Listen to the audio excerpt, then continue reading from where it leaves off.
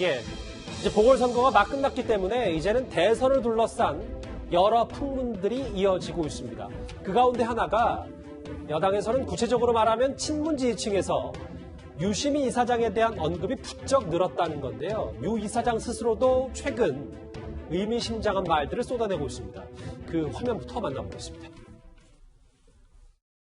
지금 한국 정부를 독재, 민주주의의 위기, 민주주의가 무너졌다 이렇게 얘기하는지를 이해하는데 저는 약간의 도움이 됐어요. 국민의힘을 이해하는데 무척 도움이 됐어요. 화면에 만나봤던 얘기 말고 또 다른 장소에서 유 이사장이 했던 얘기를 제가 읽어보겠습니다. 우리 삶에 많은 것들이 운명으로 다가온다. 이것을 받아들이는 게 좋다. 또 하나 읽어볼까요? 지난달 31일이고요. 신념 자체가 달라질 수 있다. 달라지는 것을 자연스럽게 받아들여질 필요가 있다. 환갑까지 신념이 안 바뀌면 이게 벽창호다. 제가 두 얘기를 하나하나 읽어봤는데 김 변호사님은 직관적으로 어떤 생각이 드십니까? 근데 사실 참 이렇게 유력 정치인들은요. 이게 정치인의 어떤 숙명일 수도 있겠는데 본인이 한 말들을 외부에서 막 해석하잖아요. 사실은 운명은 받아들이는 게 좋다. 신념은 바뀔 수도 있다. 저거 누구나 할 수 있는 얘기거든요. 예. 저도 할 수 있는 얘기고 너무나 당연한 얘기일 수도 있습니다. 근데 이제 유시민 이사장이 하니까 그걸 해석을 하는 거예요. 자, 아마 이렇게 해석을 하는 사람도 있는 것 같아요.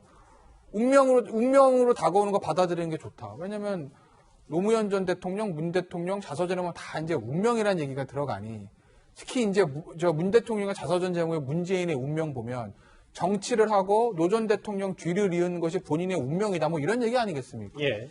그러면 아마 이 타이밍에서 유시민 이사장의 운명 얘기한 것도 아마 정치를 하는 것, 노무현 전 대통령 다음에 문재인 현 대통령, 그 다음을 받아서 본인이 정치를 하게 되는 것도 운명이다.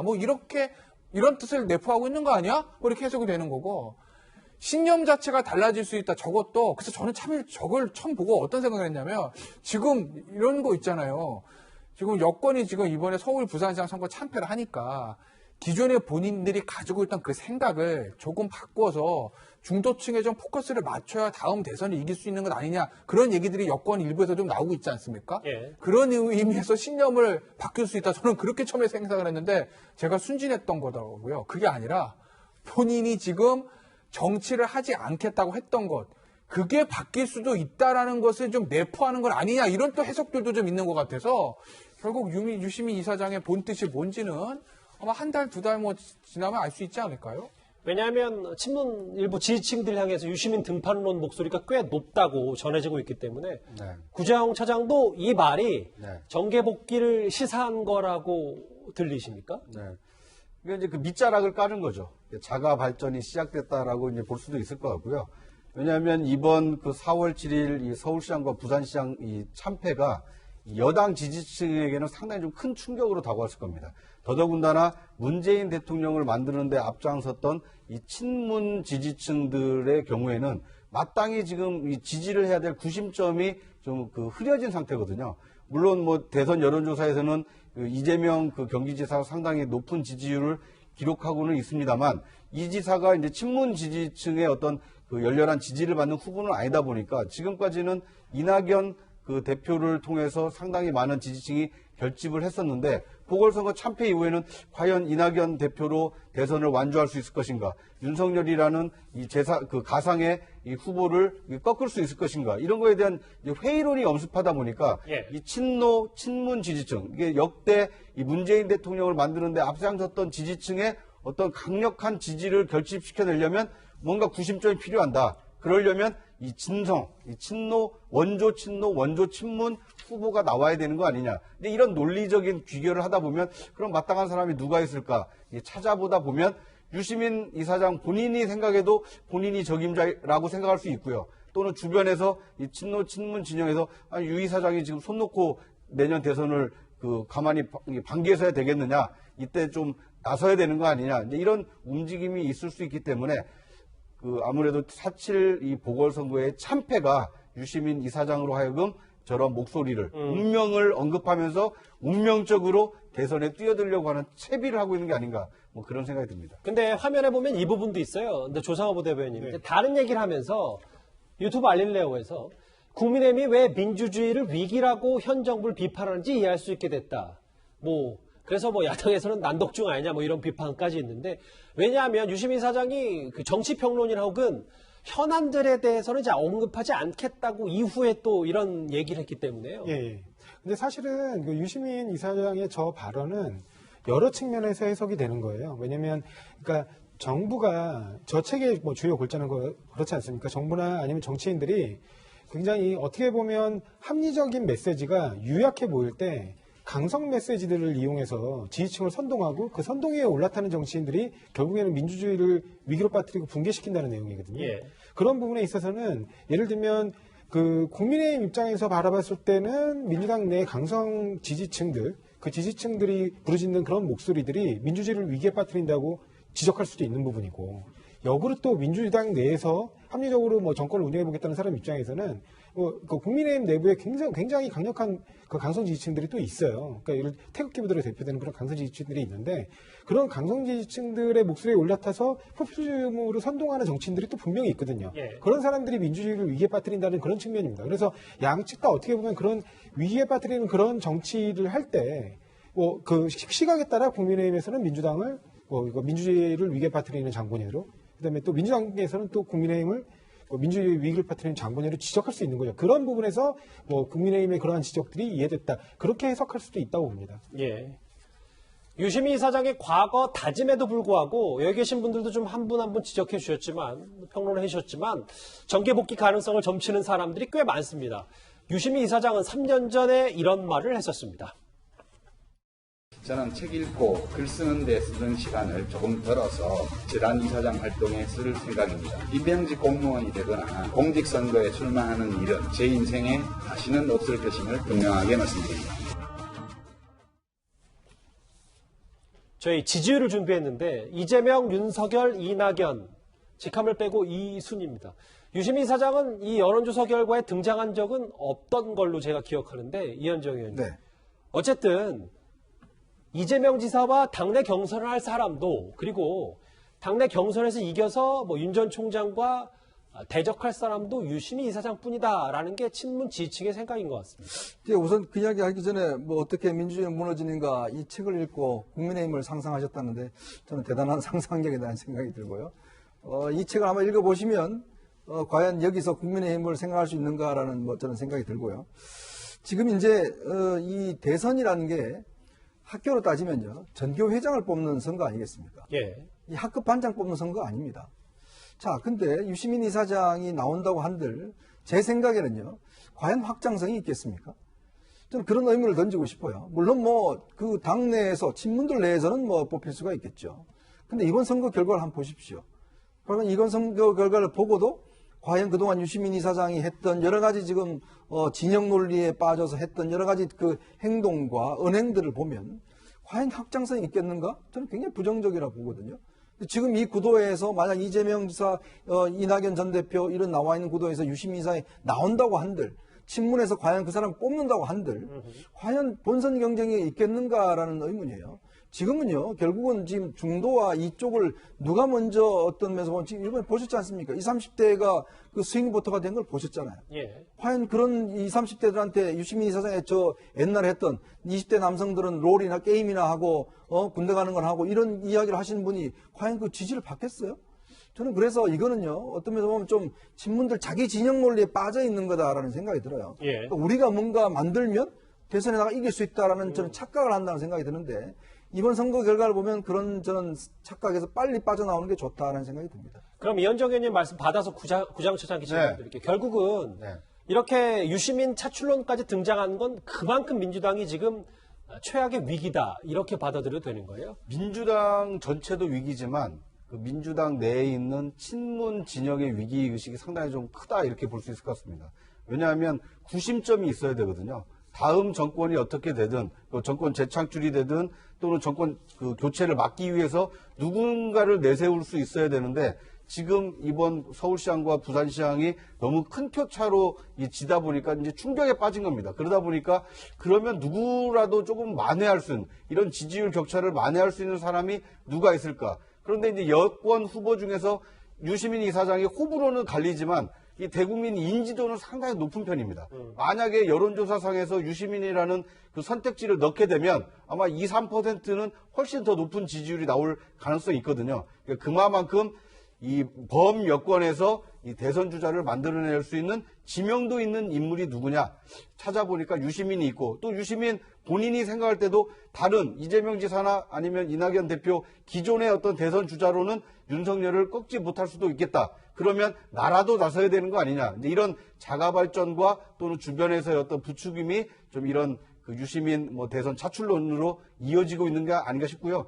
방금 우려했다시피 이현종 그 논설위원 우려처럼 예. 만약에 여론조사를 실시했더니 좋아하는 사람은 일부고 싫어하는 사람이 많게 되면 아마 이제 실제 결행에 나서기는 좀 어렵지 않을까 하는 생각이 듭니다. 그러니까 친문 지지층의 생각 말고도 유시민 이사장 본인 스스로에 대한 얘기부터 먼저 물어보면, 김 변호사님, 이게 지난 1월에 정치현안에 대한 비평을 일절하지 않겠다, 이 말은 한동훈 검사장 관련해서 본인이 노무현재단 계좌를 사찰당했다, 이게 검찰이 그랬다라고 하면서 문제 제기했다가 없던 일로 하고 사과하고 지금 5억 소송까지 당했는데, 그 부분이 앞으로 유시민 이사장의 어떤 행보를 하더라도 좀 발목을 잡을 수 있지는 않을까. 근데 뭐 형사 재판이 아니라, 형사 재판 같은 경우에는 잘못하면 피선거거리 문제가 생긴 그런데, 그게 아니라 이제 민사 소송을 당한 거기 때문에 뭐 만약에 졌다, 또 5억이 인정됐다, 뭐 5억 주면 되는 거잖아요. 그러니까 뭐 저 민사 소송 당하는 게 무슨 그 정치하는 거랑은 큰 상관은 없는데, 그리고 본인이 정치 비판 안 하겠다고 그러고 정치 참여한 거 말을 바꾼 겁니다. 정치는 생물이기 때문에, 그렇기 때문에 만약에 본인이 정치를 해야 된다는 어떤 정당한 이유를 설명할 수 있다면 뭐 그것도 할 수 있다고 봅니다. 다만 앞서 이제 두 분 말씀과 좀 괴를 같이 하는 건데, 지금 보시면 한동훈 검사장하고 저 소송한 얘기 하잖아요. 유시민 이사장이 딱 떴다, 여권 후보로. 가장 대척적인 사람은 누구죠? 윤석열 총장입니다. 예. 야권에 지금 가장 강력한 후보는 윤석열 전 총장이에요. 윤석열 전 총장하고 갑을 세울 거라고요. 당장 소송하고 있는 한동훈 검사장은 누가 봐도 윤석열 전 총장의 최측근 아니겠습니까? 예. 각을 세우게 되는 거라고. 그 각을 세우게 되는 게 당내 경선에서는 상당히 유리할 거예요. 야, 드디어 윤석열 총장에 대항할 수 있는 우리의 유시민 이사장 돌아왔다 이러면서 후보가 됐다고 가정합시다. 본선에서 맞붙었어요. 그럼 어떤 문제가 생기냐면, 우리 왜 여권에서 윤석열 전 총장을 막 공격할 때 제일 먼저 쓰는 것 중에 하나가, 야, 총장 그만두고 정치하는 게 맞아? 그럼 총장 때 했던 얘기들 다 정치적으로 수사한 거 아니? 이 얘기하잖아요. 예. 그거에 대한 가장 강력한 방어망은 유시민 이사장 자체예요. 윤석열 총장 입장에서 보면, 내가 정치하고 싶어서 했습니까? 누가 나를 이렇게 만들었는데요? 나를 이렇게 만든 사람 누구죠? 추장관하고 유 이사장 아닙니까? 이 얘기할 거라고요. 그래서 오히려 유시민 이사장이 여권의 후보가 되는 건, 야권의 유력 후보 중에 하나가 윤석열 전 총장의 정치를 할 수밖에 없는 그 정당성, 당위성, 이걸 강화시켜주는 것이기 때문에 저는 본선에서 그리 재미 보기 쉽지 않을 거다. 제가 지금 윤석열 전 총장 측이라고 하면 나오세요. 유시민 이사장. 제발 나오세요. 아마 이러고 있을 수도 있다라는 겁니다. 예. 근데 이제 본선을 얘기하는 것은 너무 좀 성급한 것 같고요. 사실 지금 중요한 것은 각 당 예선에서 누가 후보로 뽑히는 거 아닙니까? 당내 경선이요? 그렇습니다. 그런데 과거 스마트폰이 보급됐을 때 애플과 삼성이 특허 전쟁을 하면서 3, 4, 5위들을 다 밀어낸 일이 있거든요. 그때 LG, 노키아, 에릭슨, 소니 이런 스마트폰 경쟁자들이 이 애플과 삼성의 거대한 그 스마트폰 특허 소송에 다 말려 들어가면서 유명무실한 사례가 있는데, 예. 마찬가지로 윤석열과 유시민 대척점이 커지면 커질수록 오히려 유시민 쏠림 현상이 나타날 수 있기 때문에 오히려 이 김태현 변호사의 예측과 달리 본선은 모르겠습니다만 경선에서는 상당히 좀 유리해질 수 있기 때문에 아마 유시민 이사장은 그런 점을 좀 노리고 있지 않을까. 윤석열을 잡을 내가 누구냐? 유시민밖에 없다. 이제 이런 식의 논리를 펴면서 이 대선에 출마할 뜻을 피력하지 않을까, 그렇게 생각을 해봅니다. 대상과 다른 게 아니고요. 예. 경선에서 유다라는 건 저는 절대적으로 동의합니다. 저도 마찬가지로. 근데 이제 경선을 통과하고 본선에 나왔을 때 예. 과연 필승 카드일까? 라는 생각. 거긴 고개를 좀 갸웃거리게 한다는 거죠. 예선 본선 얘기 벌써 나오는 거 보니까 11달 뒤에 대선이 벌써 빨리 오긴 오는 것 같습니다. 이렇게 여권에서는 유시민 이사장 차출론까지 나왔는데, 야권에서는 대장주인 윤석열 전 총장의 등판만 기다리고 있습니다. 그런데 아직까지 윤 전 총장의 움직임은 이렇다하게 없습니다. 시기는 이제 끝나고 전당대 뭐 아마 한 7, 8월부터 그런 움직임이 있지 않을까 하는 생각이 들고요. 저는 윤석열 전 총장이 정치를 한다 이렇게 저는 보고 있거든요.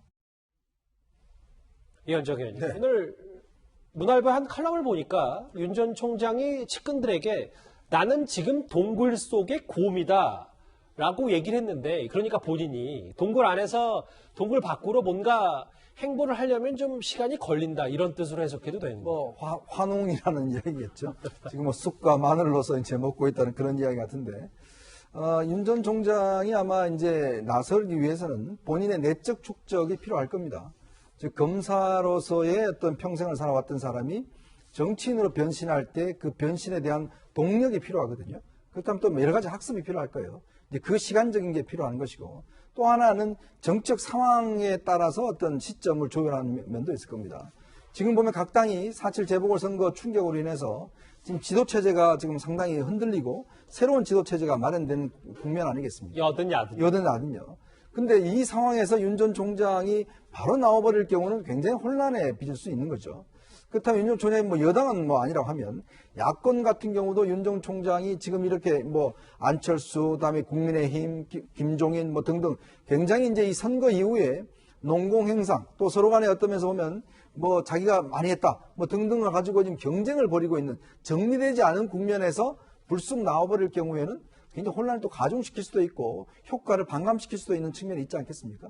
저는 그래서 뭐 제가 개인적으로 예측을 해보면 어느 정도 이런 부분들이 좀 정리가 되면 뭐 아마 빠르면 5월 초 아니면 뭐 5월 말 6월 초 이 정도 되면 실제로 윤 전 총장도 이제 서서히 나올 수밖에 없을 것이다. 이러면 한 달 안에도 나올 수 있다. 그렇습니다. 이러면 뭐 저는 5월 뭐 초중순 정도 되면 구체적으로 자신이 그동안 쌓아왔던 즉 동굴 속에서 견뎌왔던 또 배워왔던 여러 부분들을 국민들 앞에 내놓고 자 제가 왜 정치를 하려고 합니까? 라는 부분들에 대해서 그 물음에 대해서 답을 하면서 저는 나오지 않겠는가. 뭐 그렇게 되면 사실 이제 대선 시기가 이제 본격적으로 움직여 나가겠죠. 예. 왜냐하면 각 당이 이제 9월달 되면 후보를 선출해야 되거든요.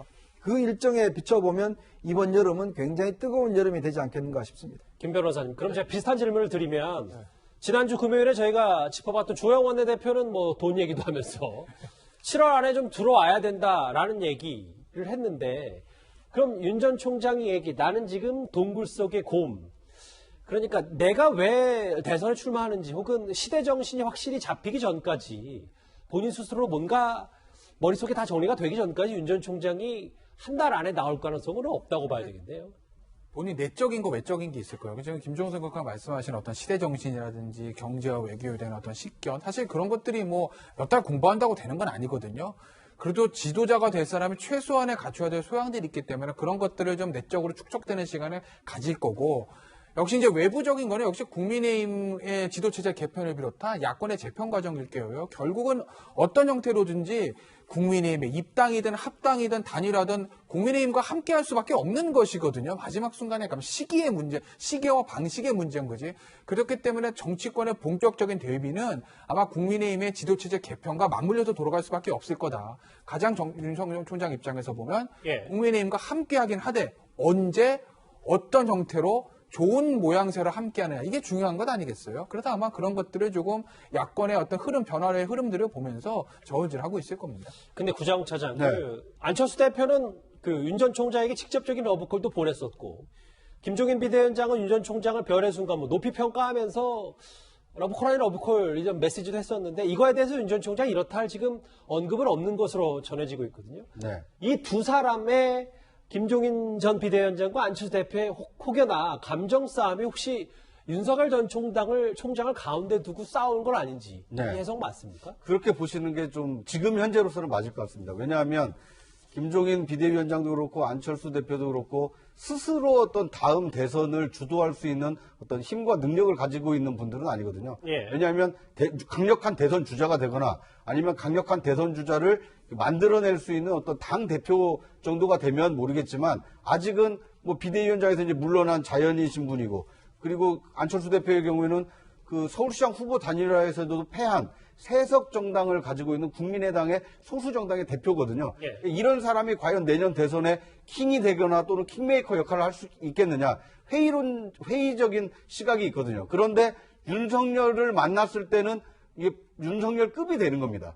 그러니까 김종인 위원장이 윤석열과 손을 잡으면 강력한 킹메이커, 박근혜, 문재인에 의해서 다음 대선은 윤석열 대통령 만들기에 나서는 거 아닌가? 이런 아우라가 생기는 거고요. 안철수 그 대표의 경우에도 지금은 세석 정도의 굉장히 작은 소수정당 대표지만 강력한 후보와 만났을 경우에는 라이벌이 될 수도 있고 또는 윤석열 대통령 만들기를 위한 어떤 그 범야권 진지를 구축하는 어떤 그 매개체가 될 수 있기 때문에 그 김종인 위원장도 그렇고 안철수 대표도 그렇고 윤석열이 있으면 몸값이 높아지는 지금은 그 굉장히 좀 어떻게 보면 뭐 비굴하지만 그 본인 스스로의 어떤 능력으로 정치를 주도할 수는 없지만 윤석열이라는 파트너가 가장 절실한 두 사람이 아닌가. 그래서 신경전이 더 치열하게 전개되고 있는 것이 아닌가 하는 생각이 듭니다. 윤석열을 잡을 사람이 야권 재편을 지배한다. 그래서 그런 말도 나오는 것 같군요. 이현정 의원님, 이 부분만 하나 짚고 넘어갈게요. 금태섭 전 의원도 이번 보궐선거에서 꽤 본인의 인지도를 높였다라는 평가들이 많은데 이런 얘기를 했어요. 윤 전 총장의 마음을 알 수는 없지만 정치할 생각이 있다면 들어올 수 있는 정당을 만들어야 된다. 금태섭 전 의원이 창당한다는 얘기는 꽤 많이 알려지기도 했는데 그러면 윤 전 총장을 본인 당에 끌어들이겠다 뭐 이런 얘기인 겁니까? 뭐 지금 말로만 보면 그렇게 이제 구상을 하고 계신 것 같아요. 본인이 아마 이제 지금 서민 교수라든지 진중권 전 교수라든지 뭐 이런 사람들과 함께 이제 정당을 만들겠다는 것 같은데요. 글쎄요, 저는 뭐 이게 과연 정당이 제대로 될까라는 뭐 의문이 있습니다. 왜냐하면 이게 참 이 역사 이래로 보면 정당을 만들어 본 사람이 몇 사람 없습니다. 뭐 지금 안철수 전 대표도 그 중에 이제 한 분인데, 사실 안철수 대표 같은 경우도 정당을 크게 만들었다가 점점점 줄어들었잖아요. 제가 볼 때는 아마 정당 형태보다는 예. 뭔가 이제 포럼이라든지 어떤 연대 형태, 이제 그런 형태로 해서 중도층을 엮어내는 하나의 어떤 틀, 이 정도에 상정하지 있지 않나 싶어요. 아마 여기에 뭐 윤 전 총장이 직접적으로 가담하기는 좀 어렵지 않는가 싶긴 하지만 어쨌거나 전체 대선으로 본다면 예. 대선에서 야권이 다 뭉치는 거 본다라면 저는 그 하나의 부분도 충분히 될 수가 있다. 아무래도 이제 금태섭 전 의원이나 진중권 교수가 보여줬던 여러 가지 모습에 동의하는 분들 많기 때문에 그 영역 또한 하나의 야권의 파이를 늘리는 데는 저는 상당한 효과가 있을 것이다. 그런 생각이 듭니다. 예, 나는 동굴 속의 곰이다. 뭐 주변 지인들에게 이런 말을 한 것으로 전해지고 있는 윤 전 총장인데요. 안철수 대표 김종인 전 비대위원장의 갈등 얘기, 윤 전 총장 이슈 함께 묶어봤습니다.